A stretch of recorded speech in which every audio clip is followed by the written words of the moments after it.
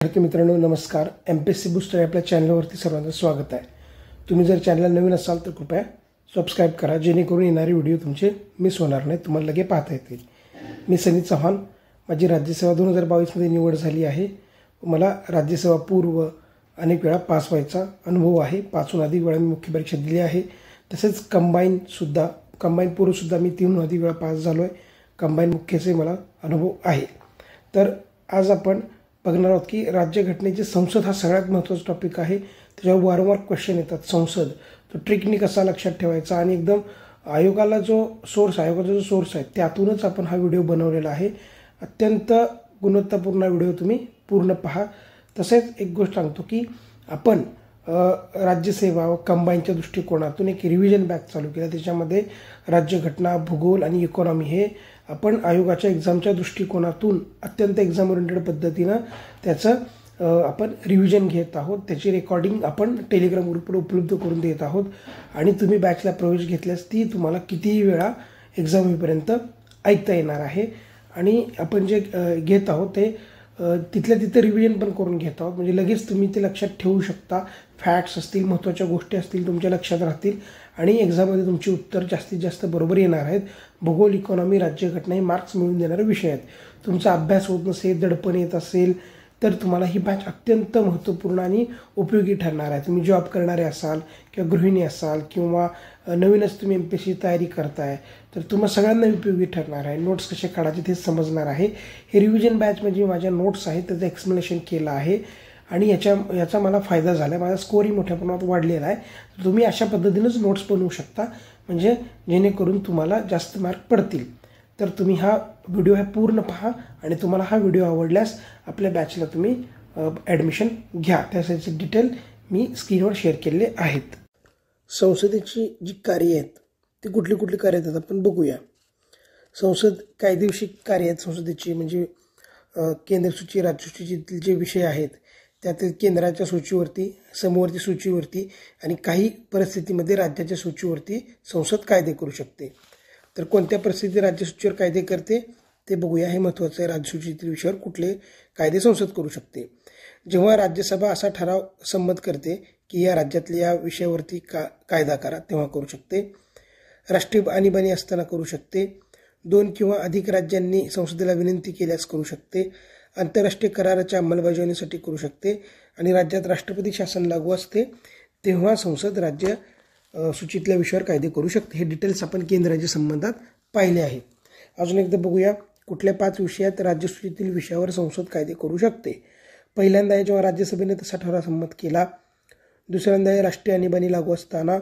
तसेच तिसरं आहे की राज्यात राष्ट्रपतीचे शासन लागू असणे. त्यानंतर 2 किंवा अधिक राज्यांनी संसदेला विनंती केल्यास आणि आंतरराष्ट्रीय करारांची अंमलबजावणी करण्यासाठी. संसद कार्यकारी विभागावर नियंत्रण जे ठेवते ते कुठल्या मार्गाने ठेवते? प्रश्नोत्तराचा तास, शून्य प्रहर, अर्ध्या तासाची चर्चा, अल्पकालीन चर्चा, लक्षवेधी प्रस्ताव, स्थगन प्रस्ताव, अविश्वास ठराव, निंदायोजनक ठराव याद्वारे कार्यकारी विभागावर नियंत्रण ठेवते. आणि कार्यकारी विभागावरती पर्यवेक्षण जे सुपरवायझर टाईपचं जे काम आहे ते कसं विविध समितीद्वारे करते, म्हणजे सरकारी आश्वासन समिती असते, दुय्यम कायदे समिती, विनंती समिती, अशा विविध समित्याद्वारे संसद कार्यकारी विभागाचं कामकाज आहे त्याचं सुपरविजन करू शकतं. संसद लोकसभेवरती अविश्वास, म्हणजे लोकसभेमध्ये सरकारवरती अविश्वास नसल्याचे प्रकट करू शकते. संसद लोकसभेमध्ये सरकारवरती विश्वास नसल्याचा प्रकट करू शकते. पण याचे विविध मार्ग आहेत. तर कुठल्या मार्गाने सरकारवरती अविश्वास प्रकट करू शकते? राष्ट्रपतीच्या उद्घाटनाच्या अभिभाषणावरील आभार प्रदर्शक ठराव संमत न करून, म्हणजे राष्ट्रपतीचं जे अभिभाषण असतं त्याच्यावरती जो आभार प्रदर्शक ठराव असतो तो असंमत करून संसद आपलं सरकारवरती अविश्वास दाखवू शकते. अर्थविधेयक असंमत करून, म्हणजे बजेटचं जे अर्थविधेयक असतं ते जर पास नाही झालं याचा अर्थ लोकसभेचा सरकारवरती विश्वास नाही. निंदायोजनक ठराव किंवा स्थगन प्रस्ताव संमत करून, निंदायोजनक ठराव किंवा स्थगन प्रस्ताव संमत झाला याचा अर्थ सरकारकडे लोकसभेत बहुमत नाही असा होतो. महत्त्वाच्या मुद्द्यावरती सरकारचा पराभव करून, काही मुद्द्यांवरती मतदान करत असताना सरकारच्या विरोधात मतदान जर जास्त झालं याचा अर्थ लोकसभेत सरकारचं बहुमत संपलं आहे असं दाखवू शकते. त्यानंतर कपात प्रस्ताव संमत करून विविध कपात प्रस्ताव आपण पाहिले ते जर संमत केले लोकसभेने याचा अर्थ सरकारवरती लोकसभेचा अविश्वास आहे. लोकसभा सरकारवरती अविश्वास कुठल्या पद्धतीने प्रकट करू शकते? राष्ट्रपतीचा अभिभाषणाचा आभार प्रदर्शक ठराव नामंजूर करणे, अर्थविधेयक नामंजूर करणे, निंदाजनक ठराव किंवा स्थगन प्रस्ताव संमत करणे, महत्त्वाच्या मुद्द्यावर सरकारचा पराभव करणे किंवा कपात प्रस्ताव संमत करणे. संसदेचं पहिलं कार्य कोणतं आहे? तर ते कार्य आहे की कुठला गट सरकार स्थापन करू शकतो अशा गटाची निवड करायची आणि जोपर्यंत आपला विश्वास आहे तोपर्यंत त्या गटाला सत्तेत समर्थन द्यायचे, त्याची सत्ता टिकवायची. आणि जेव्हा या गटाचा विश्वास गमावेल, म्हणजे हा गट लोकसभेचा विश्वास गमावेल, तेव्हा त्या गटाला सत्तेतनं हटवायचं आणि पुढच्या निवडणुकीत लोकांवर निर्णय सोपवायचा. हे संसदेचं पहिलं कार्य आहे. संसदेचं पहिलं कार्य कुठलं आहे? तर कुठला गट सरकार स्थापन करू शकतो असा गट निवडायचा आणि जोपर्यंत त्याच्यावर विश्वास आहे तोपर्यंत तो सत्तेत राहील आणि विश्वास संपला की लोकांना परत निवडणुकीला सामोरे जायला लावायचं आणि नवीन लोक संसदेत आणायचे. हे संसदेचं पहिलं काम आहे. संसदेचे जे आर्थिक अधिकार आहेत ते कुठले आहेत? तर बजेट पास करणं, त्यानंतर बजेटनंतर जे विविध 3 समिती असतात, लोकलेखा समिती वगैरे, सार्वजनिक उपक्रम समिती, त्याद्वारे नियंत्रण ठेवणं, हे संसदेचा आर्थिक अधिकार आहे. जे विविध समिती आहेत, लोकलेखा समिती, अंदाज समिती, सार्वजनिक उपक्रम समिती, या समित्या.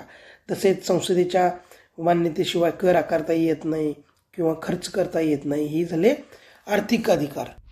त्यानंतर घटनात्मक अधिकार काय संसदेचा? तर घटना दुरुस्ती वगैरे करणे हे घटनात्मक अधिकार आहे. तर आपण घटना दुरुस्तीचं डिटेल चॅप्टर पाहिलं आहे की कुठल्या पद्धतीने घटना दुरुस्ती करू शकते.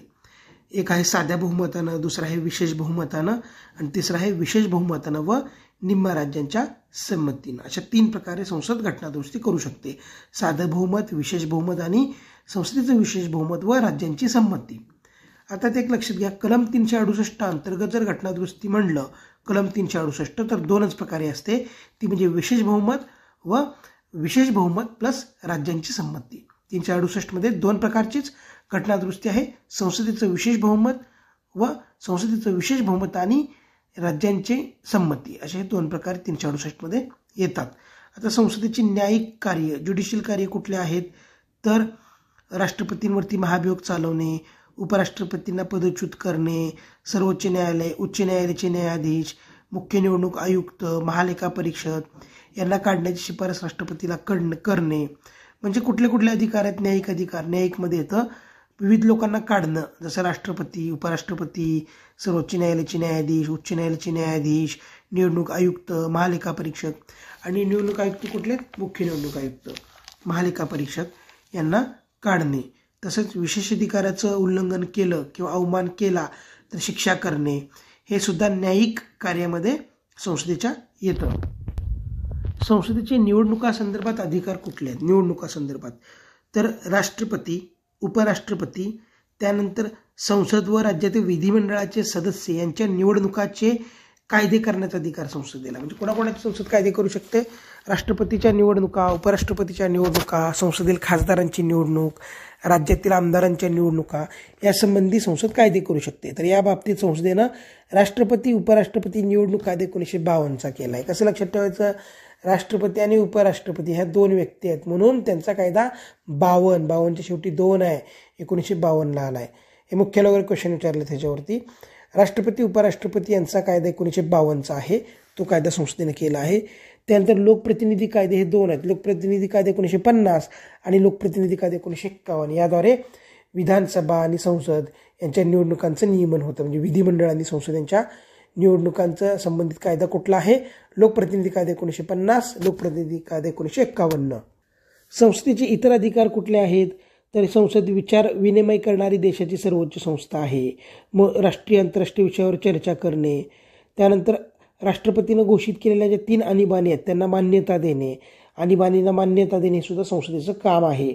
त्यानंतर राज्य विधानसभेच्या शिफारसीनुसार राज्यात विधान परिषद स्थापन करणे किंवा रद्द करणे हे सुद्धा संसदेचं कार्य. हे इतर कार्य आहेत तिथं. विधानसभेच्या विनंतीवरून राज्यात विधान परिषद स्थापन करणे किंवा रद्द करणे. त्यानंतर राज्यांचं क्षेत्र वाढवणं किंवा कमी करणं, राज्यांच्या सीमा बदलणं, राज्यांच्या नावात बदल करणं, हे सुद्धा संसदेचं काम आहे. सर्वोच्च न्यायालय आणि उच्च न्यायालय यांचं अधिकार क्षेत्र, यांचं संघटन म्हणजे ऑर्गनायझेशन, यांचं नियमन करणं, हे सुद्धा संसदेचं काम आहे. सर्वोच्च न्यायालय, उच्च न्यायालय यांचं अधिकार क्षेत्र, संघटन यांचं नियमन करणं. 2 किंवा अधिक राज्यांसाठी संयुक्त उच्च न्यायालय स्थापन करणे सुद्धा संसदेचं काम आहे. हे विचारलं अनेकदा की 2 किंवा अधिक राज्यासाठी संयुक्त उच्च न्यायालय कोण स्थापन करतं, तर ते संसद स्थापन करतं. न्यायालय स्थापनामध्ये संसद करते, लक्षात ठेवायचं. आता हे संसदेचं नियंत्रण जे आहे ते अपरिणामकारक आहे, म्हणजे एवढं इफेक्टिव्हली नाही आहे. काय कारण आहेत त्याची? प्रशासनाचा खूप विस्तार जो आहे तो खूप झाला आहे, अधिक गुंतागुंतीचा आहे आणि अशा प्रशासनाकडे वेळ देणं संसदेकडे नाही आहे. संसदेकडे वेळ नाही आहे, त्याचबरोबर तेवढा स्किल पण नाही, कौशल्यसुद्धा नाही. म्हणजे काय, विस्तार झालेलं प्रशासन आणि गुंतागुंतीत असणारं प्रशासन यांच्यावरती कंट्रोल ठेवायला संसदेकडे वेळ नाही, तेवढं कौशल्यसुद्धा नाही. तसेच अनुदानाच्या मागण्या तांत्रिक स्वरूपाच्या असतात, त्यामुळं संसदेचं आर्थिक नियंत्रण प्रभावी नसतं. तसेच संसद सदस्य हे प्रशिक्षित नसतात, त्यामुळे त्यांना अर्थविषयक गोष्टी समजत नाहीत. काय दुसरी अपरिणामकारक जे संसदेचं नियंत्रण आहे त्याचं कारण काय, तर अनुदानाच्या मागण्या टेक्निकल तांत्रिक स्वरूपाच्या असतात, तसेच त्या आर्थिक स्वरूपाच्या असल्यामुळं संसदेकडं आर्थिक जे ज्ञान आहे ते सदस्याकडे नसतं तेवढं, त्यामुळे ते परिपूर्ण कंट्रोल होत नाही. तसेच कायदेशीर नेतृत्व जे आहे ते कार्यकारी विभागाकडे असतं आणि धोरणे आखण्यात त्यांची भूमिका महत्त्वाची असते. संसद जरी कायदे करत असली तरी कायदेविषयक नेतृत्व कार्यकारी विभागाकडे म्हणजे मंत्रिमंडळ वगैरे यांच्याकडे आहे आणि धोरणं ते आखतात, हे सुद्धा एक कारण आहे. संसदेचा आकार खूप मोठा आहे, त्यामुळं ते प्रभावी नाही आहे. खूप मोठ्या आकाराची आपली संसद आहे, म्हणजे खूप सदस्य आहेत. लोकसभेत 550 सदस्य आहेत, एक खूप सदस्य झाले आणि त्यामुळं एक इनइफेक्टिव्ह कंट्रोल राहण्यामध्ये हे सदस्यांचा मोठा आकार हे सुद्धा कारण आहे. त्यानंतर संसदेमध्ये जो कार्यकारी विभाग आहे त्याच्याकडेच बहुमत असतं, त्यामुळे तिथं प्रभावी टीका होण्याची क्षमता कमी होते. म्हणजे काय, तर आज बघितलं आपण सत्ताधारी आहेत त्यांची संख्या खूप मोठी आहे आणि विरोधक खूप कमी संख्येनं आहेत, त्यामुळं तेवढी प्रभावी टीका ते सरकारवरती करू शकत नाहीत. गिलेटिन प्रकारामुळं आर्थिक नियंत्रणाची व्याप्ती कमी होते. गिलेटिन प्रकार आपण पाहिले. गिलेटिन म्हणजे कसं असतं, चर्चा केलेले न केलेले सगळ्या मागण्या आहेत त्या पास झाल्या म्हणून मतदान करायचं. म्हणजे चर्चा न केलेल्या मागणीवर सुद्धा आपण मतदान करायचं, बिना चर्चा करताच मतदान, हे गिलेटिनमध्ये होतं. तर अशामुळं आर्थिक नियंत्रण कमी होतं संसदेचं. त्यानंतर डेलिगेटेड लेजिस्लेशन म्हणजे प्रत्ययुक्त विधिविधान. म्हणजे काय, संसद बेसिक कायदे करते आणि त्याचे डिटेल नियम वगैरे नोकरशाही करत असते, याला म्हणतो आपण डिलिगेशन. तर डिलिगेशनमुळे काय होतं, तपशीलवारपणे कायदे, डिटेलमध्ये कायदे करण्याची संसदेची भूमिका कमी झाली आणि नोकरशाहीचे अधिकार वाढले आहेत. त्यानंतर राष्ट्रपती वारंवार अध्यादेश काढल्यामुळे संसदेचा कायदे करण्याचा अधिकार क्षीण होतो. राष्ट्रपती जर वारंवार अध्यादेश काढत असतील तर संसदेचा कायदेविषयक अधिकार सुद्धा कमी होतो. हे सुद्धा एक अपरिणामकारक संसदीय नियंत्रणाचं उदाहरण आहे. आणि संसदेचं नियंत्रण हे जनरली राजकीय स्वरूपाचं असतं, तुरळक असतं. तर वरील सगळी कारणं जे आहेत ते अपरिणामकारक संसदीय नियंत्रण आहेत. ह्याच्यावरती क्वेश्चन आला तर ही कारणं लक्षात ठेवा. ही काही जनरल आहेत, खूप असं पाठ करायची गोष्ट नाही आहे, पण माहिती असावी. आता एक महत्त्वाची गोष्ट आहे, राज्यसभा आणि लोकसभा यांचं तुलनात्मक घटनात्मक स्थान. म्हणजे कुठल्या बाबतीत लोकसभा राज्यसभेच्या वरचढ आहे, कुठल्या बाबतीत दोघं समान आहेत आणि कुठल्या बाबतीत राज्यसभेला थोडं ॲडव्हान्टेज आहे. तर लोकसभा आणि राज्यसभा समान दर्जा. खालील गोष्टीमध्ये दोघांना समान अधिकार आहेत. सर्वसाधारण विधेयके पास करणं, म्हणजे जनरल बिल जे असतात, फायनान्स बिल वगैरे सोडून ती सगळं बिलं पास करण्यामध्ये दोघांना समान अधिकार आहेत. म्हणजे दोन्हीकडे बिल सुरुवातीला येऊ शकतं, दोघं त्याला दुरुस्त्या सुचवू शकतात वगैरे. त्यानंतर घटनादुरुस्ती विधेयक सादर करणं याबाबत किंवा ते संमत करणं याबाबत दोन्ही ग्रहांना समान अधिकार आहेत. घटनादुरुस्ती विधेयक राज्यसभेत पण सादर होऊ शकतं, लोकसभेत पण होऊ शकतं, त्यात कुणी पण बदल करू शकतो. भारताच्या संचित निधीतून खर्च करण्यासंबंधीचं वित्तीय विधेयक सादर करणं आणि ते संमत करणं. म्हणजे संचित निधीबाबत जे वित्तीय विधेयक आहे त्याबाबत दोघांना समान अधिकार आहेत. एक गोष्ट लक्षात ठेवा, वित्त विधेयक 1 याच्या दोघाला समान अधिकार नाहीत. कारण वित्त विधेयक 1 हे फक्त लोकसभेतच सुरुवातीला सादर करता येतं, ते राज्यसभेत सादर करता येत नाही. वित्त विधेयक 1 बाबत दोघांना समान अधिकार नाहीत. वित्त विधेयक 2 बाबत मात्र दोघांना समान अधिकार आहेत. ते कुठं पण सादर करता येऊ शकतं, ही गोष्ट लक्षात ठेवा. आणि संचित निधीतून खर्च करण्यासंबंधीचं जे विधेयक आहे त्या विधेयकाबाबतीत पण दोघांना समान अधिकार आहेत. राष्ट्रपतीची निवडणूक आणि महाभियोग याच्यात पण दोघांना समान अधिकार आहेत, कारण राष्ट्रपतीच्या निवडणुकीत दोघांचे सुद्धा सदस्य सामील असतात. राष्ट्रपतीला काढण्याचा ठराव दोघांना सुद्धा मांडण्याची मुभा आहे. म्हणून राष्ट्रपतीच्या निवडणुकीत किंवा राष्ट्रपतीला काढण्यामध्ये सुद्धा दोन्ही ग्रहांना समान अधिकार आहेत.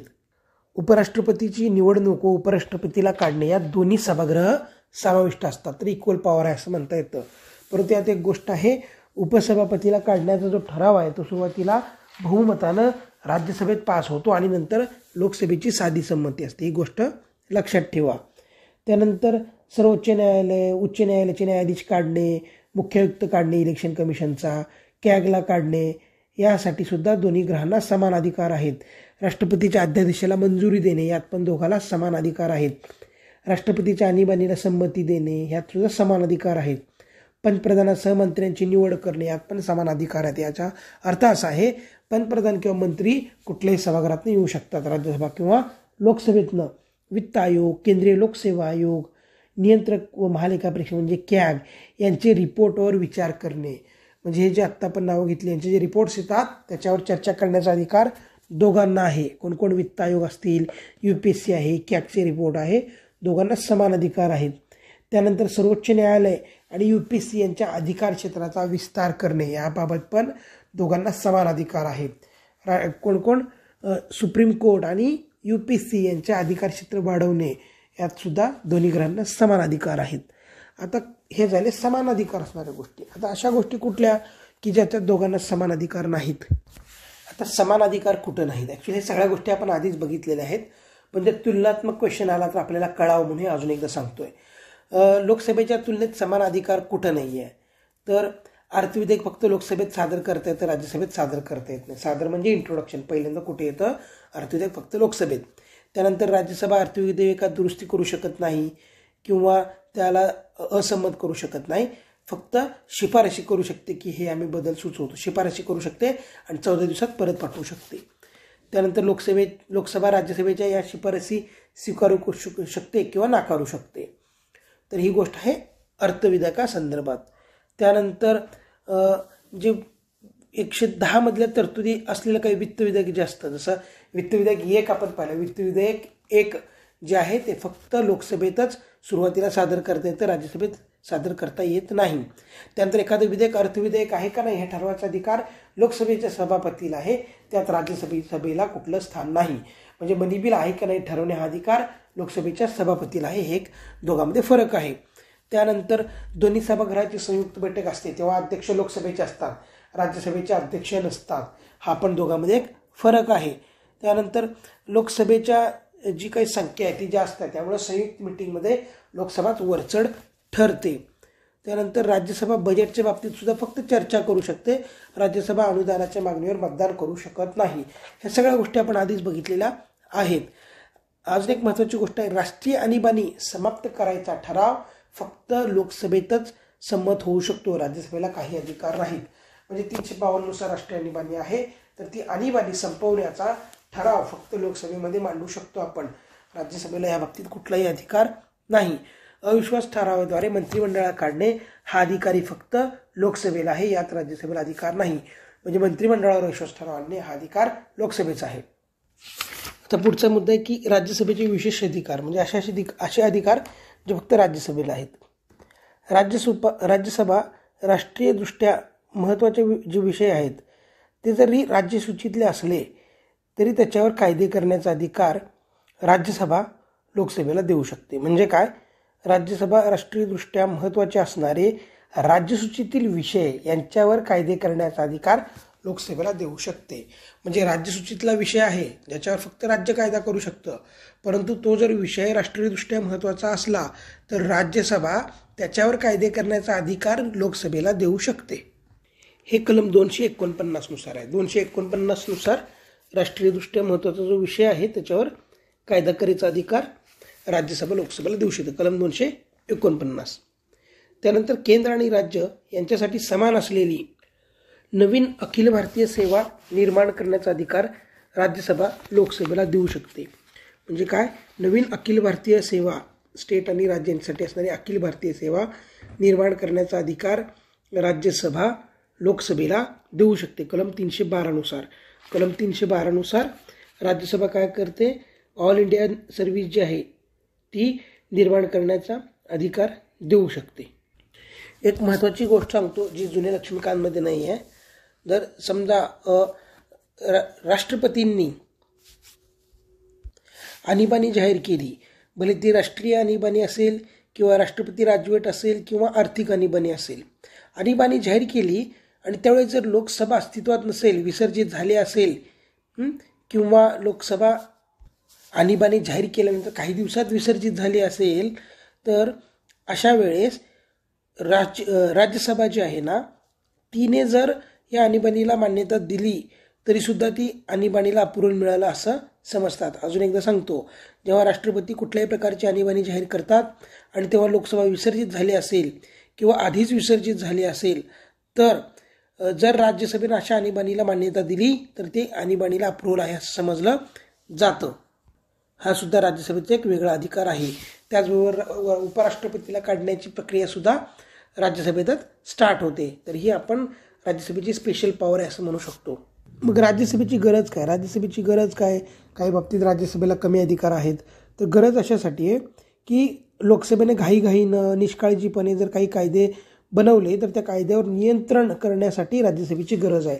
म्हणजे घाई गडबडीत कायदे पास होऊ नये हे एक कारण आहे.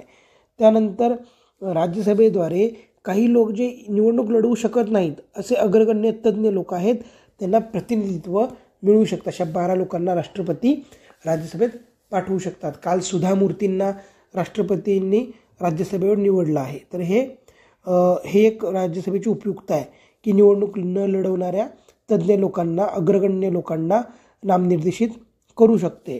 तसेच केंद्राच्या अनावश्यक हस्तक्षेपापासून राज्यांच्या हितांचं रक्षण करून राज्यसभा संघराज्य संतुलन राखू शकते. म्हणजे काय, राज्यांच्या हितांचं रक्षण करणे केंद्राच्या अनावश्यक हस्तक्षेपापासून, हे सुद्धा राज्यसभेचं एक वैशिष्ट्य आहे आणि याद्वारा राज्यसभा संघराज्य संतुलन साधू शकते. तर 3 उपयुक्त काय आहे, घाईगडबडीत कायदे पास न होऊ देणे, तज्ज्ञ व्यक्तींना नेमणे आणि राज्यांच्या हिताचं रक्षण करून संघराज्य संतुलन राखणे. आता बघूया संसदीय समिती. आपण पाहिलं की संसदेकडे वेळ कमी आहे, त्यामुळं संसदेला मदत करण्यासाठी संसदीय समित्या असतात. राज्यघटनेमध्ये संसदीय समित्यांचा उल्लेख आहे, परंतु यांची रचना, कार्यकाल, कार्य याबाबत विशिष्ट तरतुदी नाहीत. काय, संसदीय समित्यांचा उल्लेख घटनेमध्ये आहे, परंतु त्यांची रचना, कार्यकाल, कार्य याबाबत तरतुदी नाहीत. आता ही जी संसदीय समिती आहे ना, ही गृहाने नियुक्त केलेली असते किंवा सभापतीने नामनिर्देशित केलेली असते. सभापती किंवा अध्यक्ष, सभापतीच्या किंवा अध्यक्षाच्या मार्गदर्शनाखाली काम करते. गृह किंवा सभापती अध्यक्षांना अहवाल देते आणि या संसदीय समितीस लोकसभा किंवा राज्यसभा सचिवालय सहाय्य पुरवते. अजून सांगतो, ही संसदीय समिती आपण पाहिली, याची नेमणूक कोण करतं, सभागृह किंवा अध्यक्ष किंवा सभापती हे कोणाच्या मार्गदर्शनाखाली काम करतात. ही समिती सभापती किंवा अध्यक्षांच्या मार्गदर्शनात काम करते. अहवाल कोणाला सादर करते, संसदेच्या सभागृहालाही करू शकते आणि अध्यक्ष सभापतीला सुद्धा अहवाल सादर करू शकते आणि यांना मदत सचिवालय करतं. आणि या ज्या अटी पूर्ण करते ना त्यांनाच संसदीय समिती म्हणतात. जी संसद सदस्यांची सल्लागार समिती आहे ती वरील अटी पूर्ण करत नाही, त्यामुळे ती संसदीय समिती ठरत नाही. संसद सदस्यांची सल्लागार समिती ही संसदीय समिती नसते. ही वाक्य लक्षात ठेवा, याच्यावर क्वेश्चन येऊ शकतो. संसद सदस्यांची सल्लागार समिती आहे ना, ती संसदीय समिती नसते. कसं लक्षात ठेवायची, नुसती सल्लागार समिती आहे, सल्ला द्यायला, त्यामुळे ती काय संसदीय समिती नसते. आता संसदेच्या समित्या आहेत ना, त्यांचं वर्गीकरण वेगळ्या प्रकारे 6 प्रकारे असतं. वित्तीय समित्या, त्यानंतर विभागीय स्थायी समित्या, त्यानंतर दैनंदिन कामकाज करणाऱ्या समित्या, सेवा पुरवणाऱ्या समित्या, चौकशी करणाऱ्या समित्या, परीक्षण करणाऱ्या समित्या. आता बघूया डिटेलमध्ये. वित्तीय समित्या असतील, वित्तीय त्या कुठल्या आहेत, लोकलेखा समिती, अंदाज समिती, सार्वजनिक उपक्रम समिती. आता पाहूया 3 समित्या काय आहेत. लोकलेखा समिती, ही जी लोकलेखा समिती आहे ना, तिची 1919चा भारत सरकारचा कायदा होता त्यानुसार 1921मध्ये स्थापना केली होती. 1921मध्ये लोकलेखा समिती स्थापना आहे. सध्या याच्यामध्ये 22 सदस्य आहेत लोकलेखा समितीमध्ये. म्हणजे लोकसभेचे 15 आणि राज्यसभेचे 7 असे 22 सदस्य लोकलेखा समितीमध्ये आहेत. 1967 पासून या समितीचा अध्यक्ष विरोधी पक्षाचा असतो. लोकलेखा समितीचा अध्यक्ष कोण असतो? विरोधी पक्षाचा असतो. असं 67 पासून एक संकेत ठरवला आहे की कुठं घटनेत तरतूद नाही आहे, तर हा एक संकेत आहे की बाबा 1967 पासून या लोकलेखा समितीचा अध्यक्ष विरोधी पक्षाचा असेल. ही संसद काय करते? कॅगने जो अहवाल संसदेपुढे मांडला आहे ना, तर त्या कॅगच्या अहवालाचं परीक्षण करते. संसदीय समितीचं प्रमुख काय काम आहे? कॅगच्या अहवालाचं परीक्षण करणे. आणि ही समिती काय केवळ कायदेशीर किंवा एक औपचारिक दृष्टिकोनातून काम करत नाही आहे की अनियमितता काय झाली, केवळ कायदेशीर किंवा औपचारिक अनियमितता शोधत नाही, तर काटकसर, विवेकीपणा, सुज्ञपणा याच्यातनं हे जर म्हणजे ह्या दृष्टिकोनातून होणारं नुकसान, लाच, उधळपट्टी, अकार्यक्षमता सगळ्या गोष्टींचं परीक्षण करते. असं स्टेटमेंट आलं तर ते योग्यच म्हणायचं. लोकलेखा समिती जी आहे ती केवळ तांत्रिक अनियमितता शोधत बसत नाही, तर काटकसरीपणा, विवेकीपणा, सुज्ञपणा, उधळपट्टी, लाच, त्यानंतर नुकसान, अकार्यक्षमता, अनुत्पादकता या सगळ्या गोष्टींवरती काम करून ती शोधते. त्यानंतर आहे महत्त्वाची समिती अंदाज समिती. यात एक महत्त्वाची लक्षात घ्या, अंदाज समितीमध्ये फक्त लोकसभेचे सदस्य असतात. हेच पाठ करायचं, बाकी सगळं विसरलं तरी चालतं. बाकीच्या 2 समित्या आहेत ना, त्या दोन्हीचे सदस्य आहेत. फक्त अंदाज समितीत लोकसभेचे सदस्य आहेत. याला कसं लक्षात ठेवायचं? लोकसभेची अंदाज समिती किंवा लोकसभेचा अंदाज. अजून एक ट्रिक आहे, अंदाज जे आहे, अंदाज नाव त्यातलं जे आहे त्या ला जरा फिरवलं तर ते ल सारखं दिसतं, म्हणून ला जरा फिरवलं ते ल सारखं दिसतं, म्हणून अंदाज लोकसभेमध्येच असतो. अंदाज समिती फक्त लोकसभेमध्ये असते. किंवा लोक अंदाज लोकसभेच्या जागांबाबत मांडतात. आता अबकी बार 400 पार हे लोकसभेसाठीचा अंदाज आहे. काही जण म्हणतात सरकार येणार नाही, हा पण लोकसभेसाठीचा अंदाज आहे. काही म्हणतात 5 वर्ष, काय अजून 10 वर्ष सरकार जाणार नाही. हे अंदाज आहे, अंदाज आपणा म्हणायचा. हे कशासाठी असतो? लोकसभेला असतो. म्हणून अंदाज समिती फक्त लोकसभेमध्येच असते. ही जी अंदाज समिती आहे हिचं मूळ जे आहे ना, 1921ची जी स्थायी वित्तीय समिती स्थापन केली ती त्याच्यात आहे. अंदाज समितीचं मूळ 1921मध्ये स्थापन झालेल्या स्थायी वित्तीय समितीमध्ये आहे. स्वातंत्र्यानंतर 1950मध्ये पहिली अंदाज समिती झाली आणि त्याची शिफारस जॉन मथाई अर्थमंत्री यांनी केली होती. स्वातंत्र्यानंतरची पहिली अंदाज समिती 1950मध्ये झाली, त्याची शिफारस अर्थमंत्री जॉन मथाई यांनी केली होती. तेव्हा त्याच्यात 25 सदस्य होते फक्त. 50ला किती होते? 50ला 50च्या निम्म 25 सदस्य होते. 56मध्ये मात्र सदस्य 30 झाले. कसं लक्षात ठेवायचं? 50ला किती होते अंदाज समितीत? 50च्या निम्मे 25 होते. 30 कधी झाले? 56 झाले. हे कसं लक्षात ठेवायचं? 56 म्हणजे 5 आणि 6, 1956 शेवटी 5 6 बघा. 5 गुणिले 6 उत्तर 30 येतं. 56 म्हणजे 5 आणि 6, 5 गुणिले 6चं उत्तर 30 येतं. म्हणजे 1956ला अंदाज समितीची संख्या 30 झाली. अंदाज समितीची संख्या 30 कसं लक्षात ठेवायचं? अंदाज त्याला जरा नीट बघा, ते जे 3 सारखं दिसतं, म्हणून 30 मध्ये 3 आहे, म्हणून अंदाज समितीला 30 आहे. हे असंच लक्षात ठेवा, नाहीतर कन्फ्यूज होतं. लोकलेखात 30 आहेत का, अंदाज 30 आहे का, सार्वजनिक उपक्रममध्ये 30 आहे, असं. फक्त एक लक्षात ठेवा, अंदाज समितीत 30 आहेत, बाकी दोन्हीकडे 22 आहेत. अंदाजमध्ये 30 का बरं आहेत? जे आहे ना ते 3 सारखं दिसतं व 30 मध्ये 3 आहे, म्हणून फक्त अंदाजमध्ये 30 आहेत. अंदाज समिती काय करते? अर्थसंकल्पात समाविष्ट केलेल्या अंदाजाचं परीक्षण करते आणि बचत करण्याच्या उपाययोजना सुचवते. म्हणजे बजेटचं परीक्षण करून बचत कुठं करायची ती सुचवते, काटकसर सुचवते.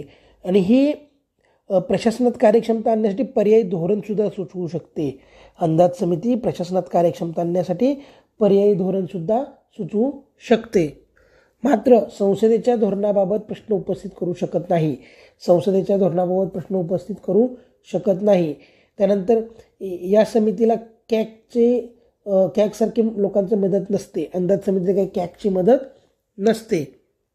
त्यानंतर पुढचे आहे सार्वजनिक उपक्रम समिती, पब्लिक अंडरटेकिंग. म्हणजे सरकारचे जे पब्लिक कंपन्या असतात ना, भेल आहे, ONGC आहे वगैरे, यांच्याबाबत एक समिती आहे, त्याला म्हणतात सार्वजनिक उपक्रम समिती 1964ला स्थापना आहे कृष्ण मेनन शिफारशीनुसार. सार्वजनिक उपक्रम समिती 1964 स्थापना कृष्ण मेनन समिती. याच्यामध्ये सुरुवातीला 15 सदस्य होते आणि 1974ला 22 झाले. कसं लक्षात ठेवायचं, 1964ला सुरुवातीला 15च होते आणि 74ला ते 22 झाले. 10 म्हणजे 15-22 झाले 10 वर्षानंतर, म्हणजे 64ला नंतर 10 वर्षांनी ते 22 झाले. 1974ला 22 झाले. तर 22 आहे बघा, 22 2 बेरीज किती येते 4, 2 बेरीज येते 4 आणि कधी झाले 1974ला. 74च्या शेवटी किती आहे 4, म्हणून 1974ला 22 झाले.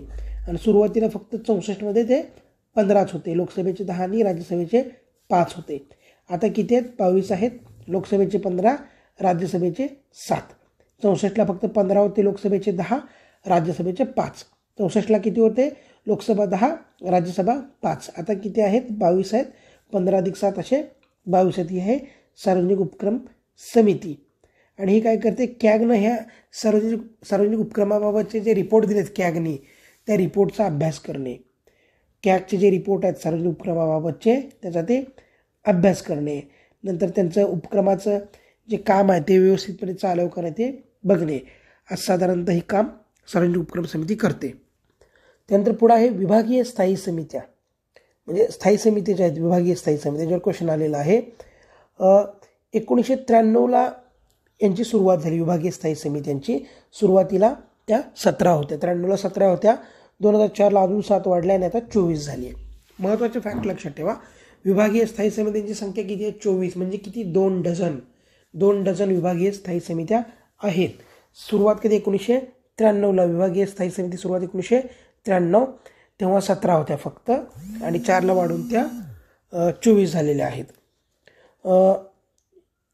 यांचं प्रमुख काम काय आहे विभागीय स्थायी समित्यांचं, विविध जे विभाग आहेत मंत्रिमंडळाचे विभाग आहेत त्यांचं संसदेप्रतीचं उत्तरदायित्व म्हणजे आर्थिक उत्तरदायित्व सुनिश्चित करणं. उत्तरदायित्व म्हणजेच विशेषतः आर्थिक उत्तरदायित्व सुनिश्चित करणे म्हणजे रिस्पॉन्सिबिलिटी ही फिक्स करणे, हे काम विभागीय स्थायी समित्यांचं आहे. विविध विभागांचं आर्थिक उत्तरदायित्व फिक्स करणे हे विभागीय स्थायी समित्यांचं काम आहे. त्याचबरोबर अर्थसंकल्पावर प्रभावी चर्चासुद्धा त्या घडवून आणतात. एकूण 24 स्थायी समित्या आहेत. आता समित्यांची संख्या 24 आहे, पण प्रत्येक समितीत किती सदस्य असतात, तर प्रत्येक समितीत 21 सदस्य असतात. लोकसभेचे 21 आणि राज्यसभेचे 10चे 31 सदस्य असतात. लक्षात घ्या किती सदस्य असतात 31, 31. 21-31मध्ये असं ते 31लाच 21 कधी असं प्रोनाऊन्सेशन होऊ शकतं, पण इंग्लिशमध्ये लक्षात ठेवा विभागीय स्थायी समितीत 31 मेंबर असतात. 21 जे आहेत 21 मेंबर आहेत लोकसभेचे आणि 10 मेंबर राज्यसभेचे. 31 सदस्य आहेत, 21 लोकसभा, 10 राज्यसभा. आता हे स्थायी समितीमध्ये पाहिलं की 21 लोकसभेचे आहेत, तर 21 मेंबर लोकसभेचे कोण निवडतं, तो लोकसभेचा सभापती निवडतो. राज्यसभेचे 10 आहेत ते राज्यसभेचे अध्यक्ष ते निवडतात. स्थायी समित्यांचा कार्यकाल 1 वर्षाचा असतो. स्थायी समिती कार्यकाल किती असतो 1 वर्ष. स्थायी समितीवर मंत्री नसतात. समितीवर मंत्री नसतात. जर मंत्री म्हणजे एखादा सदस्य मंत्री झाला, आधी स्थायी समितीचा सदस्य झाला, नंतर मंत्री बनला, तर तो समितीचा सदस्य राहत नाही. आता 24 समित्या आहेत ना 24, ह्यातल्या 16 समित्या लोकसभेच्या नियंत्रणात आहेत आणि 8 समित्या राज्यसभेच्या. एकूण किती 2 डझन समित्या म्हणलं 24 समित्या, त्यातल्या 16 लोकसभेच्या अंडर आहेत आणि 8 ह्या राज्यसभेच्या अंडर आहेत. आता एक सगळ्यात महत्त्वाचा भाग बोलू. सगळ्यात महत्त्वाचा जे आता दरवर्षी ज्याच्यावर क्वेश्चन येत आहे, विविध ज्या कमिट्या समित्या आहेत ना त्यांच्यात राज्यसभेचे सदस्य किती आहेत, लोकसभेचे किती आहेत असा एक विचारायला लागला आहे. दोन्हीत कॉमन कुठले आहेत आणि यांचे काही ट्रिक आहेत, मी ट्रिक्सनुसार सांगतो. पहिली आहे बिझनेस ॲडवायझरी समिती. बिझनेस ॲडवायझरी समिती म्हणजे कामकाज सल्लागार समिती. ह्याचं नाव इंग्लिशमध्ये पाठ करा बिझनेस ॲडवायझरी. कसं लक्षात ठेवायचं, ॲडवायझरी ॲड म्हणजे ॲडवायझरी नाही. याच्या आधी अजून एक गोष्ट सांगतो, एक सिम्पल गोष्ट सांगतो. जनरली ना जेवढ्या काही कमिटी आहेत त्याच्यात लोकसभेचे 15 सदस्य जनरली आणि राज्यसभेचे 10 ते 11 आहेत. हे एक साधारणतः नंबर आहे. जर काहीच नाही आठवलं तर याच्यावरून उत्तर काढा. जनरली काय लोकसभेत 15 आहेत, राज्यसभेत 10 किंवा 11 आहेत. आता स्पेसिफिक किती आहेत आता कसं पाठ करायचं बघूया. पहिली आहे बिझनेस ॲडवायझरी कमिटी. ह्याच्यात राज्यसभेत 11 आहेत. कसं लक्ष ठेवायचं, ॲडवायझरी ॲडवायझरी 11, बिझनेस ॲडवायझरी आहे 11, राज्यसभेत 11 आणि लोकसभेत म्हणले की 15च असतात जनरली, राज्यसभेत 10 किंवा 11 असतात, म्हणून ॲडवायझरी आहे 11 आहेत. त्यानंतर आहे ॲश्युरन्स कमिटी. ॲश्युरन्स शून्य शून्य का म्हणतोय मी? 10 आकडा नंबर लक्षात आहे. 10 राज्यसभेत ॲश्युरन्सची संख्या आहे 10. 10मध्ये शून्य येतं. राज्यसभेत ॲश्युरन्सची संख्या आहे 10 म्हणून 10 म्हणजे त्याच्यात शून्य येतं, हे लक्षात ठेवा. ॲश्युरन्स आणि लोकसभेत 15 आहे. ॲश्युरन्स लोकसभा किती? 15, राज्यसभेत 10, कारण ॲश्युरन्स शून्य. त्यानंतर आहे सबऑर्डिनेट लेजिस्लेशन. सबऑर्डिनेट लेजिस्लेशन म्हणजे ते प्रदत्त केलेले अधिकार कसं वापरतात, काय वापरतात, खालचे अधिकारी ते बघणं. मग वरती बघितलं आपण याची डिटेल. सबऑर्डिनेट कमिटी, हे कसं लक्षात ठेवायचं? सबऑर्डिनेट सेम दोन्हीत सेम आहेत. सबऑर्डिनेटमध्ये दोन्ही सेम आहेत, दोन्हीत 15 आहेत. सबऑर्डिनेट कमिटी सेम दोन्हीत 15 आहेत. त्यानंतर आहे रूल कमिटी. रूल नियम समिती. लोकसभेत 15 आहेत आणि राज्यसभेत 16 आहेत. हे असं का? राज्यसभेत जास्त का? तर राज्यसभेमध्ये तज्ज्ञ लोक असतात, हे लक्षात ठेवा. राज्यसभेत तज्ज्ञ लोक पाठवतात, आपण पाहिलं मग राज्यसभेमध्ये हुशार तज्ज्ञ लोक असे असतात, जरा जास्त चर्चा करतात ते, म्हणून तिथं 16 लोक लागतात. कुठली समिती? रूल समितीनुसार लोकसभेत 15 आहेत, राज्यसभेमध्ये 16 आहेत. त्यानंतर काही समिती आहेत फक्त लोकसभेतच आहेत. त्यातले private member committee, private member bill committee, म्हणजे प्रायव्हेट मेंबरचं बिल असतं त्यासाठी प्रायव्हेट मेंबर बिल कमिटी फक्त लोकसभेत आहे. आणि या प्रायव्हेट मेंबर बिल कमिटीचे अध्यक्ष लोकसभेचे उपाध्यक्ष आहेत. खाजगी विधेयक committee, private bill member committee फक्त लोकसभेत आणि त्याचे अध्यक्ष लोकसभेचे उपाध्यक्ष असतात किंवा उपसभापती असतात. त्यानंतर आहे अब्सेन्स कमिटी, ही पण फक्त लोकसभेत आहे. गैरहजर बघण्यासाठी लोक, अब्सेन्स कमिटी फक्त लोकसभेत आहे, त्यात फक्त 15 सदस्य आहेत. अब्सेन्स कमिटी कुठे आहे? फक्त लोकसभेत आहे. आणि राज्यसभेमध्ये अशी कमिटी नसते, ते हाऊसच स्वतः बघतं. अब्सेन्स आणि प्रायव्हेट मेंबर बिल कमिटी फक्त लोकसभेमध्ये असते. आणि ही ॲब्सेन्स कमिटी 1953 पासून आहे. आणि एक सबऑर्डिनेट कमिटी आपण पाहिली, दोन्हीमध्ये सेम नंबर असणारी लोक, ही पण 1953 पासूनच आहे. त्यानंतर एक आहे general purpose committee. General purpose committee जी आहे ना, दोन्हीमध्ये असते. याच्यामध्ये बरेच लोक असतात, अध्यक्ष, उपाध्यक्ष, विविध समित्यांचे चेअरमन, विविध पक्षांचे नेते, अशी जनरल कामासाठी एक जनरल पर्पज कमिटी असते. अशी समिती राज्यसभेमध्ये सुद्धा असते. त्यानंतर लोकसभेची निवासी कमिटी आहे. लोकसभेची निवासी कमिटी एक आहे, त्यात 12 सदस्य असतात. एक महत्त्वाची समिती आहे इथिक्स, नैतिक संबंधीची इथिक्स कमिटी आहे. ही राज्यसभेमध्ये आधी आली 1997ला, नंतर लोकसभेत 2000ला आली. हे कसं लक्षात ठेवायचं? नैतिक कमिटी आहे ना, इथिक्स कमिटी 1997ला आली, कारण तेव्हा वाजपेयींचं BJP सरकार होतं आणि त्यांचा भर नैतिकतेवर होता, असं लक्षात ठेवूया.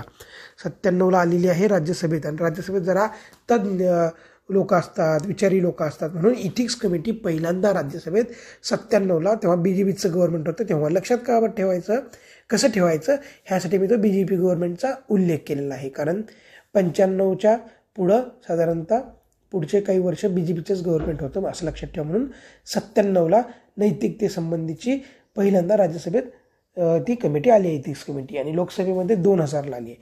लोकसभेत इथिक्स कमिटी कधी आली? 2000 साली. म्हणजे हे संपत आलं म्हणले शतक, आता तरी नैतिकता आणूया लोकसभेत, म्हणून 2000 साली त्यांनी नैतिक कमिटी लोकसभेमध्ये आणली. आता पुढची महत्त्वाची आहे कॉमन कमिटी, म्हणजे दोघांसाठी एकच कमिटी काम करते. पहिली आहे लोकलेखा, पब्लिक अकाउंट कमिटी. मग बघितलं लोकलेखा कमिटी दोघांची कॉमन असते. त्यानंतर आहे पब्लिक अंडरटेकिंग कमिटी.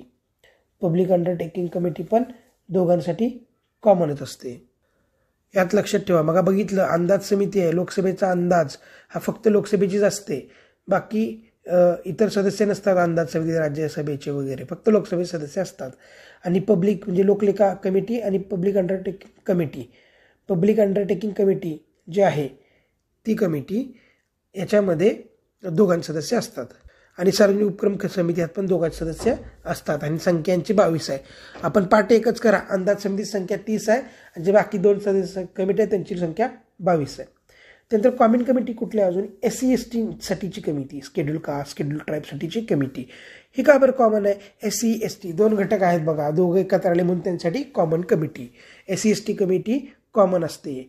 महिलांची कमिटी, जसं SC/ST महिलांसाठी विशेष तरतुदी वगैरे सरकार करतं ना, त्यामुळे SC/ST महिला यांच्यासाठी समित्या कॉमन असतात. SC/STची एक कॉमन कमिटी, महिलांची एक कॉमन कमिटी. आता काही गोष्टी मिळाल्या ना तर सगळे लोक एक होतात असं लक्षात ठेवा. लाभाचं पद मिळणार तर सगळे म्हणतात हां चला एकत्र होऊया. लाभाचं पद मिळालं की सगळे एकत्र होतात म्हणून लाभाचं पद ही कमिटीसुद्धा कॉमन आहे, सगळ्यांसाठी कॉमन आहे. सॅलरी पगाराची कमिटी, कोणाला नको आहे पगार, सगळ्याला पाहिजे, चला एकत्र होऊया, कॉमन होऊया. सॅलरी कमिटी पण कॉमन आहे. लायब्ररी कमिटी, लायब्ररी, चला लायब्ररीत पुस्तकं मिळालीत, मोफत मिळालेत, चला कोणाला नको आहेत सगळ्याला पाहिजेत, कॉमन आहे. कॉमन कुठल्या कुठल्या लाभ मिळतो, लाभाचं पद ही कमिटी कॉमन आहे. सॅलरी पगार मिळतोय ही कमिटी कॉमन आहे. लायब्ररी ही कमिटीसुद्धा कॉमन आहे. SC/ST कॉमन कमिटी, महिला कॉमन कमिटी, या कमिट्या कॉमन आहेत. SC/STमध्ये 30 सदस्य असतात. SCचे 20, STचे 10, 20 + 10 30. SC/STमध्ये 30 मेंबर असतात. त्यानंतर एक कमिटी आहे कन्सल्टिव्ह कमिटी, कन्सल्टिंग कमिटी म्हणजे सल्ला वगैरे देणारी कन्सल्टिंग कमिटी. याचे राज्यमंत्री अध्यक्ष असतात. आणि ही कमिटी आहे ना कन्सल्टिव्ह कमिटी ही अधिवेशन नसताना सुद्धा याच्या बैठकी असतात कन्सल्टिव्ह कमिटीची. रेल्वे झोन कमिटी आहे. आता रेल्वेचे 18 झोन झाले होते, तर लेटेस्ट आकडा बघून घ्या रेल्वे झोनचा. रेल्वे झोन संबंधीची रेल्वे झोन कमिटी आहे. त्यानंतर आता प्रिव्हिलेज म्हणजे विशेष अधिकार. याच्यात काय, अटक न करण्याचा एक अधिकार आहे. यामध्ये संसदेचं सत्र सेशन चालू व्हायच्या 40 दिवस आधी आणि सेशन संपल्यानंतरचे 40 दिवस अशा दिवसामध्ये सदस्याला दिवाणी प्रकरणात अटक करता येत नाही. दिवाणी प्रकरणात संसदेचं सत्र सुरू व्हायच्या 40 दिवस आणि सत्र संपल्यानंतरचे 40 दिवस अटक करता येत नाही. दिवाणी फक्त बरं का, फौजदारी नाही. म्हणजे एखादा खून केला आणि म्हणतोय की मला अटक करू नका, नाही अटक करणार, कारण ते दिवाणी नाही आहे. ही गोष्ट लक्षात ठेवा, फक्त दिवाणी अटक नसते. त्यानंतर सभागृहाच्या जे आवारात अटक करणं, काय प्रक्रिया चालू करणं वगैरे ह्यासाठी सभागृहाच्या प्रमुखाचं मत लागतं किंवा त्यांच्या ह्याच्यानुसारच पुढची प्रोसेस होऊ शकते. अध्यक्षांच्या परवानगीशिवाय आवारात अटक, कायदेशीर प्रक्रिया, मग ती फौजदारी असो किंवा दिवाणी असो, ही करता येत नाही. ही खूप महत्त्वाची गोष्ट आहे. अध्यक्षांच्या परवानगीशिवाय सभागृहाच्या आवारामध्ये अटक करणे, संसदेच्या आवारामध्ये अटक करणे, कायदेशीर दिवाणी असो किंवा फौजदारी प्रक्रिया ह्याची सुरुवात करता येत नाही. आणि अजून एक का पाहिलं आपण, अधिवेशनाच्या आधी 40 दिवस आणि नंतर 40 दिवस दिवाणी संबंधी अटक नसते. आता प्रिव्हिलेज आणि कंटेम्प्ट असे 2 शब्द आहेत. आमचा प्रिव्हिलेज विशेषाधिकार भंग झाला किंवा कंटेम्प्ट केला असं म्हणतात ना, पण 2 शब्द वेगळे आहेत, प्रिव्हिलेज आणि कंटेम्प्ट. तर ह्यातला कंटेम्प्ट जो असतो तो मोठा आहे, वायडर आहे, तो मोठा आहे कंटेम्प्ट. प्रिव्हिलेज म्हणजे काय, विशेषाधिकाराचा भंग म्हणजे काय, अधिकारावरती आक्रमण असणे. आणि कंटेम्प्ट म्हणजे काय, फंक्शन करण्यास अडथळा आणणे, अगेन्स्ट डिग्निटी, ऑनर, हे असं वायडर आहे कंटेम्प्ट. आणि या कंटेम्प्टमध्ये प्रिव्हिलेजसुद्धा येतं. प्रिव्हिलेजचा ब्रीच केला हे कंटेम्प्टमध्ये सुद्धा येतं. आणि हे विशेषाधिकार आपण म्हणतोय, संसदीय विशेषाधिकार, हे कोणाला असतात, संसदेचे सगळे खासदार दोन्ही सभागृहांचे, या संसदेच्या समितीचे सदस्य, या सगळ्यांना विशेषाधिकार असतात. आणि हे का बरं असतात, तर त्यांचे कार्य निष्पक्षपातीपणे प्रभावी करण्यासाठी यांची गरज असते. हे जर नसतील तर गृहे त्यांचे अधिकार, प्रतिष्ठा, सन्मान राखू शकत नाहीत आणि त्यांचं काम करताना येणाऱ्या अडथळ्यापासून सदस्याचं रक्षण होणार नाही, म्हणून हे अधिकार असतात. आणि हे घटनेने अधिकार कोणाला दिलेत, तर संसदेचे दोन्ही गृहाचे सदस्य, समित्यात काम करणारे किंवा बाजू मांडणारे लोक किंवा व्यक्ती यांना सुद्धा आहे. तसेच भारताचा महान्यायवादी यांना हे संसदीय विशेषाधिकार आहेत. आणि याच्यात केंद्रीय मंत्रीसुद्धा येतात, त्यांना सुद्धा संसदीय अधिकार आहेत. कोणाकोणाला बघितलं आपण, समित्यात काम करणारी व्यक्ती, महान्यायवादी, केंद्रीय मंत्री, संसदेचे सदस्य यांना हे संसदीय विशेषाधिकार आहेत. सगळ्यात महत्त्वाची गोष्ट, राष्ट्रपती हे संसदेचे भाग आहेत. राष्ट्रपती संसदेचे भाग आहेत, एकात्मिक भाग आहेत. असे असले तरी सुद्धा हे संसदीय विशेषाधिकार राष्ट्रपतींना लागू होत नाहीत. संसदीय विशेषाधिकार राष्ट्रपतींना लागू होत नाहीत. राष्ट्रपती हे संसदेचे एकात्मिक भाग आहेत, तरीसुद्धा त्यांना संसदेचे विशेषाधिकार लागू होत नाहीत. या अधिकारामध्ये ना काय काय आहे तर चर्चा करणे, अहवाल प्रकाशित करणे वगैरे असे अधिकार आहेत. त्याचनंतर संसदेच्या कामकाजाचं खरं वृत्त द्यायचा पण जो एक अधिकार आहे ना तो आहे, परंतु गुप्त बैठकीबाबत मात्र हे येत नाही. ठीक आहे, एवढं काही महत्त्वाचं नाही. फक्त लक्षात ठेवा, चर्चा करणे, भाषण करण्याचा त्यांना तिथं अधिकार आहे. त्यानंतर विशेष अधिकार जर भंग केला तर संसद काय करू शकते, ताकीद देऊ शकते, तुरुंगवास देऊ शकते, सदस्यांना निलंबित करू शकते, सदस्यत्व रद्दसुद्धा करू शकते. त्यानंतर एखाद्या संसदेच्या सदस्याला अटक केलं, स्थानबद्ध केलं, त्याच्यावर आरोप सिद्ध झाला, त्याला तुरुंगवास झाला किंवा सुटका केली, या सगळ्या बाबतींची माहिती मिळण्याचा अधिकार संसदेला आहे. हा सुद्धा संसदेचा एक विशेष अधिकार आहे. म्हणजे सदस्यांना अटक करणं, स्थानबद्ध करणं, त्यांना सोडलं, या सगळ्या गोष्टी संसदेला माहिती करून घेण्याचा अधिकार आहे, तात्काळ माहिती मिळण्याचा अधिकार आहे. संसद चौकशी करू शकते, उपस्थित राहायचं समन्स जारी करू शकते. संसदेच्या गृहाचं किंवा संसदेच्या समित्याच्या कामकाजाची चौकशी करण्याचा अधिकार कोर्टाला नाही. हा सुद्धा संसदेचा विशेष अधिकार आहे. म्हणजे संसदेच्या आणि समित्याची चौकशी, कामकाजाची चौकशी कोर्ट करू शकत नाही. त्यानंतर मग पाहिल्याप्रमाणे अध्यक्षाच्या परवानगीशिवाय गृहाच्या आवारात कोणाला अटक करता येत नाही, दिवाणी फौजदारी प्रक्रिया चालू करता येत नाही. हा सुद्धा विशेष अधिकार आहे. हे सगळे संयुक्त विशेष अधिकार होते. आता बघूया आपण व्यक्तिगत विशेष अधिकार. व्यक्तिगत काय आहेत तर मग पाहिल्याप्रमाणे अधिवेशनाच्या आधी 40 आणि नंतरचे 40 दिवस आहेत किंवा अधिवेशन चालू असताना सुद्धा दिवाणी अटक करता येत नाही. संसदेत भाषण स्वातंत्र्य आहे, हे सुद्धा व्यक्तिगत स्वातंत्र्य आहे. न्यायिक सेवा, ज्युरी सर्व्हिसपासून सूट, म्हणजे संसदेचं अधिवेशन चालू असताना साक्षीदार म्हणून उपस्थित राहण्यापासून सूट आहे. ज्युरी म्हणजे न्यायिक सेवेपासून सूट, म्हणजेच संसदेचं अधिवेशन चालू असताना साक्षीदार म्हणून उपस्थित राहण्यापासून सूट, हे सुद्धा व्यक्तिगत विशेष अधिकारामध्ये येतं. आपण मग पाहिलं की विशेष अधिकार आणि कंटेम्प्ट म्हणजे काय असतं, सभागृहाचा अवमान. सभागृहाचा अवमान ही मोठी संकल्पना आहे विशेष अधिकार भंगापेक्षा. विशेष अधिकार भंगात बघितलं आपण की बाबा एक सांगतो की जे आपण बघितलं की बाबा कंटेम्प्ट आणि प्रिव्हिलेज याचा फरक अजून सांगतो.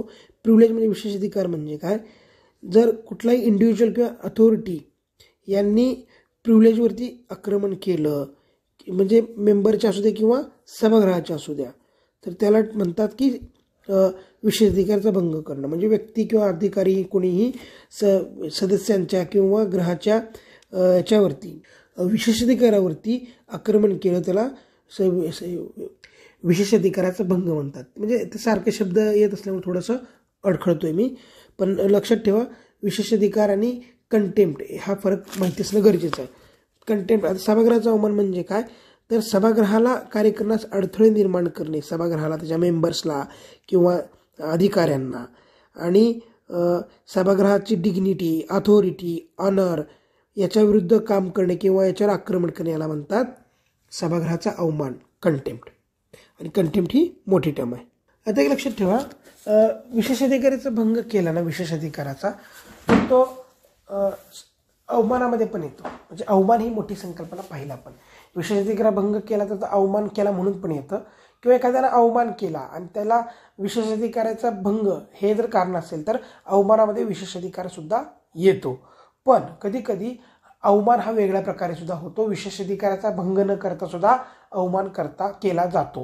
हे दोन्ही वाक्य महत्त्वाचे आहेत. असे दोन्ही वाक्य जर दोन्ही वाक्य बरोबर आहेत असं पकडा. मग हे विशेष अधिकाराचे स्रोत काय आहेत, तर स्रोत 105 कलम जे आहे आपलं, त्याच्यामध्ये संसदेमध्ये भाषण स्वातंत्र्य असणे, कामकाज प्रसारणाचा हक्क, हे 105 नुसार प्रिव्हिलेजेसमध्ये येतं.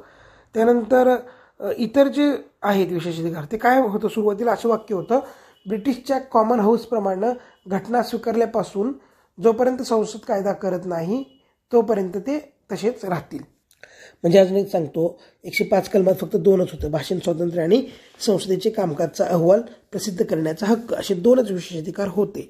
आणि इतर विशेष अधिकाराबाबतीत असं वाक्य होतं की घटना लागू होत असताना ब्रिटनच्या हाऊस ऑफ कॉमन्स किंवा त्यांच्या समित्या किंवा त्यांचे सदस्य यांचे जे विशेष अधिकार जे असतील ना, ते अधिकार जे आहेत ना ते संसद पुढील कायदे करेपर्यंत तसेच राहतील. म्हणजे ते सगळे अधिकार आपल्या सदस्यांना मिळतील अशी ही तरतूद होती.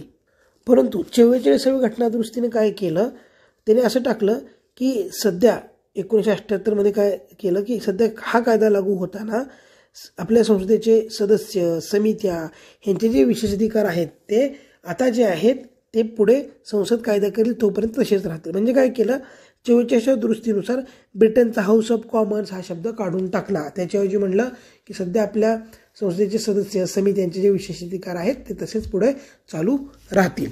हा एक फरक लक्षात घ्या. म्हणजे सुरुवातीचे विशेषाधिकार काय होते आणि आता विशेषाधिकाराचे स्रोत काय आहेत. सुरुवातीला काय होतं, ब्रिटनच्या हाऊस ऑफ कॉमन्स प्रमाणे जे आहेत ते असतील. आता आहे की सध्या जे चालू आहे तेच पुढं चालू राहतील. तो ब्रिटिशचा हाऊस ऑफ कॉमन हा वर्ड काढून टाकलेला आहे आणि संसदेने आतापर्यंत यासाठी कुठलाही विशेष कायदा केला नाही. मग विशेषाधिकाराचे स्रोत कुठले आहेत, सध्या घटनेनं दिलेले म्हणजे कलम 105 नुसार संसदेनं विविध बनवलेले जे कायदे आहेत त्यात काही डायरेक्ट इनडायरेक्टली ज्या गोष्टी आहेत ते. पण विशेष अधिकारासाठी स्पेशल कायदा नाही बरं का, वेगवेगळे जे इतर कायदे आहेत पण त्यातनं सुद्धा विशेषाधिकार मिळू शकतात. दोन्ही ग्रहांचे नियम, संसदेच्या संकेत प्रथा आणि न्यायिक अन्वयार्थ हे 5 सोर्सेस आहेत विशेषाधिकारांचे. घटनेच्या तरतुदी, संसदेचे विविध कायदे, दोन्ही ग्रहांचे नियम, संसदीय संकेत प्रथा आणि न्यायिक अन्वयार्थ. आता पुढचा एक मुद्दा आहे संसदेचे सार्वभौमत्व. सार्वभौमत्व म्हणजे काय, सर्वोच्च अधिकार. तर ब्रिटनची संसद सार्वभौम आहे, भारताची संसद सार्वभौम नाही. कारण भारताच्या संसदेचे जे काही कायदे वगैरे आहेत त्याला कोर्टात चॅलेंज करता येऊ शकतं, म्हणून आपली संसद सार्वभौम नाही, ब्रिटनची संसद सार्वभौम आहे हे लक्षात ठेवा. या ब्रिटनच्या संसदेबाबत काही महत्त्वाची वाक्य आहेत ते सांगतो. डी लोल्मे या ब्रिटिश तज्ज्ञांनी असं म्हटलं होतं की संसद कुठलाही कायदा करू शकते, फक्त स्त्रीला पुरुष करणे, पुरुषाला स्त्री करणे हे सोडून ब्रिटनची संसद कुठलाही कायदा काही करू शकते. असं वाक्य कोणाचं आहे, डी लोल्मेचं आहे.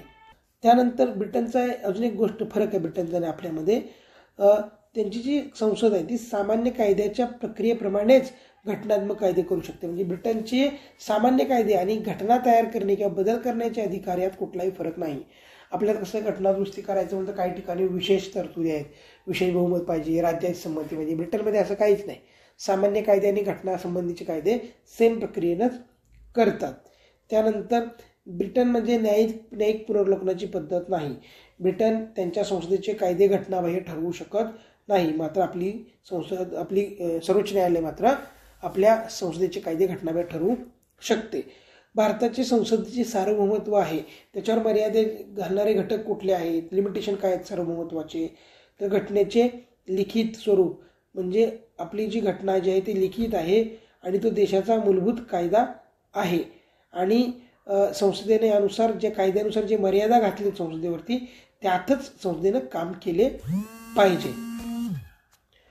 आणि ब्रिटनमध्ये मात्र काही तिथली घटना जे लिखित नाही, ब्रिटनची घटना काय लिखित नाही, त्यामुळे तो काही देशाचा मूलभूत कायदा नाही आहे ब्रिटनच्या बाबतीत.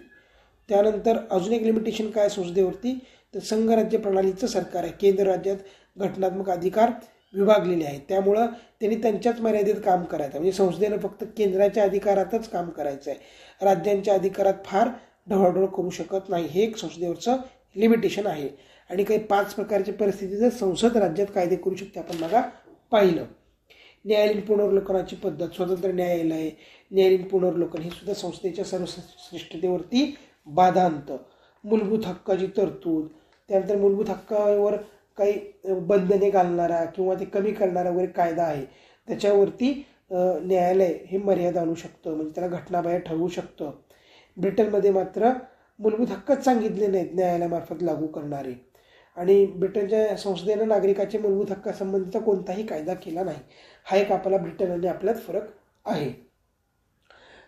आपले संसदेचं रूप आहे ना ते आणि नाव जरी ब्रिटनच्या संसदेप्रमाणे आहे, नाव आणि रूप आपलं ब्रिटनच्या संसदेप्रमाणे हे लक्षात घ्या. वरती इतके फरक पाहिले ब्रिटन आणि आपल्या संसदेमध्ये, तरी हे वाक्य बरोबर म्हणायचं की आपल्या संसदेचे रूप आणि नामाभिधान म्हणजे स्वरूप आणि नामाभिधान ब्रिटनच्या संसदेप्रमाणे आहे, तरी खूप फरक आहे आपल्यात. आपली संसद सार्वभौम नाही. त्यानंतर ब्रिटनच्या संसदेचे जे काही अधिकार आहेत ते काही स्पष्टपणे मांडले नाहीत, परंतु आपल्या संसदेचे अधिकार आणि क्षेत्र मात्र स्पष्टपणे मांडले आहे. बघा, संसदेत इतका मोठा धडा आहे, त्यात समजून घ्या की आपले संसदेचे अधिकार आणि क्षेत्र स्पष्टपणे मांडले आहेत, ते मर्यादित आहेत आणि नियंत्रित सुद्धा आहेत. भले आपले अधिकार स्पष्टपणे मांडलेत, सगळं केलं आहे, तरीसुद्धा ते मर्यादितच आहेत आणि नियंत्रित आहेत, अनियंत्रित ते नाहीत. आपली संसद ही अमेरिकेच्या काँग्रेसप्रमाणे आहे. अमेरिकेचे जे काँग्रेस आहे, संसद तिथले म्हणजे काँग्रेस म्हणतात 2 सभागृहांच्या, यांना मिळून अमेरिकेत काँग्रेस म्हणतात ना, आपली त्यांच्याप्रमाणे आहे. त्यांचं कसं काय तर अमेरिकेची घटना लिखित आहे, आपली ही लिखित आहे. त्यांच्यात पण एक प्रकारची संघराज्य प्रणाली, आपल्यात पण संघराज्य प्रणाली आहे. त्यांच्यात न्यायिक पुनर्वलोकन आहे, आपल्यात पण न्यायिक पुनर्वलोकन आहे. आपल्यात कसं मूलभूत हक्क आहे तसं अमेरिकेमध्ये हक्काची सनद आहे.